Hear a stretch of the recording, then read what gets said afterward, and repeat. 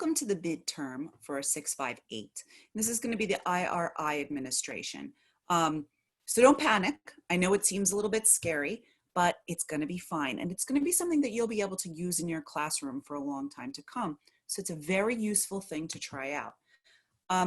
So I want to start by saying the midterm and the final project are connected. You're going to be using what you do in your IRI to come up with a plan for the final. So you really want to do a good job on this IRI because it is something that will continue. You need to be thinking, and hopefully you have been for quite a while, of a student that you're going to do the IRI with.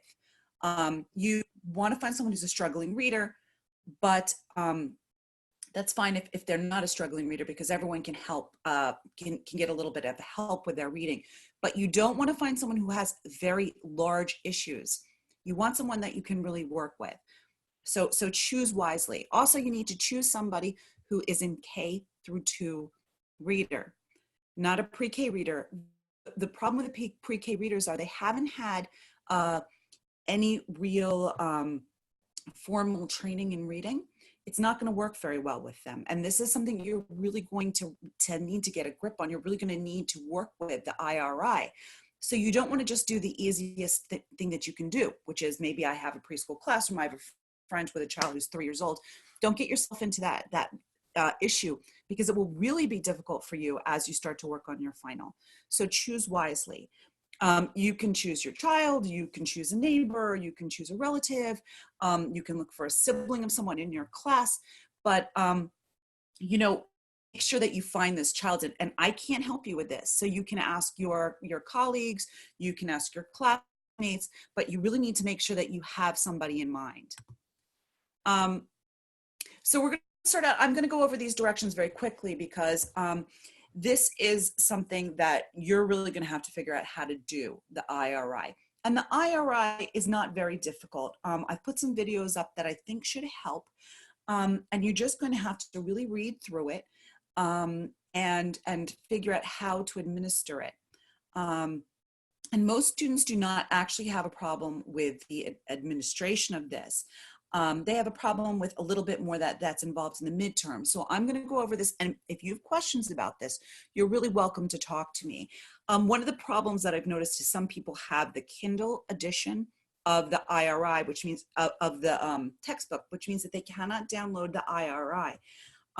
You're going to need to figure this out. Some people have taken screenshots. Some people have asked other students for help, gone to the library, and copied the pages, but you're going to need to physically have those pages. Now, before you do it, you really want to read what's involved so that you're not having the child sit there while you're trying to figure it out.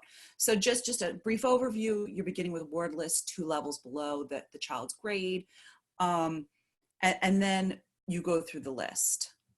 And really go to your book, read the chapter. It's really going to help. So as I said, I'm not going to go over all of this. These are things that you can look at on your own, and it's something for you that you can really learn and start to work with, and it gives you a wonderful amount of information about the child and their literacy skills. You will need to fill out the results summary sheet on page 334, and you're going to have to score it as well. So once you've done that, you have these wonderful results, but what do you do with them?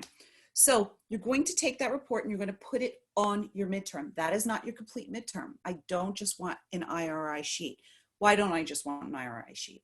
Because you're teaching a whole child, not a test subject. So I want to really look at what happens. Why did the child get the results they did? And who is this child? So I'm going to ask you to do a little bit more than just fill out that IRI. And I hope that when you're working with your children, and I'm sure, in fact, when you're working with children, you see more than just a test subject. So in this report, I want more than just the test results. I want to know about the child's background. Do they speak English as a first language? Do they come from a homeless shelter? Are they a nuclear family? I'd like to know the background, because that influences what happens on the day of the test. The nature of the problem, the process of administering the IRI. So if you're giving the IRI and the child is rolling around on the floor, that's going to have an impact on your results.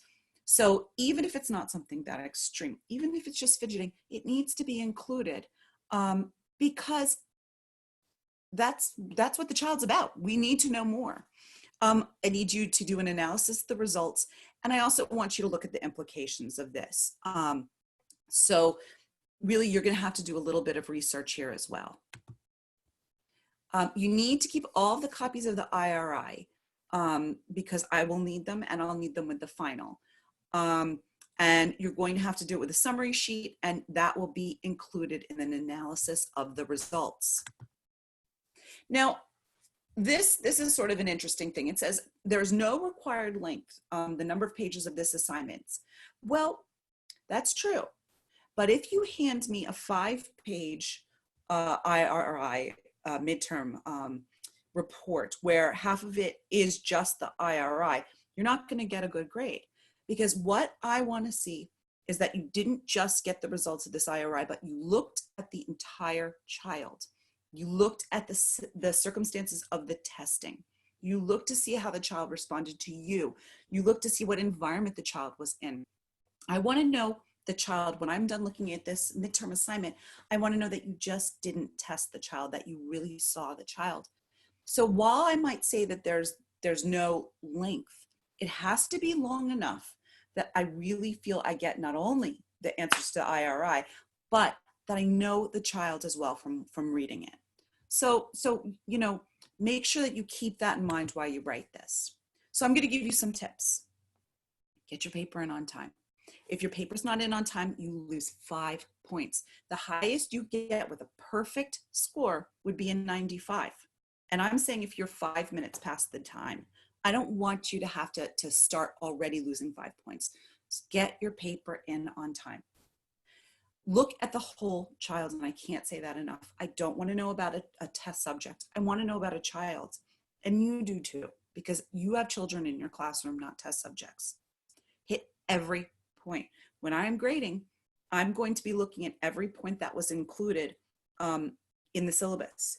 So make sure you hit every point and include your IRI sheet. And you can just do that as an attachment. You don't have to put it actually in the body, but if it's easier for you, put it in the body. And make sure that the length of the paper is not so short that you're not filling all of these requirements. And another big tip is anytime you reference, it must be in APA formatting. If you're not APA formatting, you're losing points. The reason that I want you to format in APA is because if you're doing any research, if you're turning in any of the wonderful work that you're doing in your classrooms for publication, it will need to be done in APA format. So it's really good you know it now, and you know it really, really well. Make sure you do not plagiarize. If you're writing something that someone else did, even if you're paraphrasing, you need to give credit. Don't take things from websites unless you are making sure that you put it in quotes and that you're giving it a reference. So take your time. Don't panic. You're going to do a great job. And if you have any questions, just feel free to contact me. Good luck, and I look forward to looking at your midterm assignments.